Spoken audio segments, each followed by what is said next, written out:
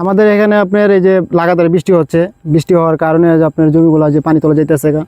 এখন আবহাওয়া যদি কিছুটা আজকেরও তো মনে হয় পরিবর্তন হয় তাহলে মনে হয় কিছুটা কাটা যাবো আর কি। আর যদি আজকে রাতে মনে করেন যে বৃষ্টি হয় তাহলে আর এই ধানগুলো মনে হয় যারা এখন আর কাটা যাবো না।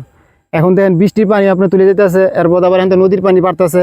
আগে তো মনে করেন যে নদীর পানি কম ছিল, তখন আপনার এই পানি কিছুটা যে মানে কমতেছে। আর এখন তো আর মনে হয় যে এই দিকের পানিও বাড়তেছে, ওই দিকের পানিও বাড়তেছে, দুটো সাইডের। এখন তো আর মনে করেন যে আর আসার আর স্বপ্ন দেখার ইচ্ছা ইয়া নাই।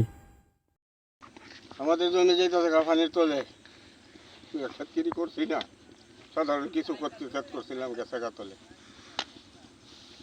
কি কি পরিমাণ ক্ষতি হবে আপনাদের? আমার সব গেছে গা, 3 একর জমি করছি, 3 একরে 3 একরই। বৃষ্টি হইতে হইতে রাত্রে দিনে বৃষ্টি হইতেছে, মানে আবার সুযোগ নাই, দাওয়ালের অভাব। এরপর তো মেশিন আপনার জানার নিজস্ব মেশিনও নাই, বুঝছেন, এই পরিস্থিতি আমরা আছি।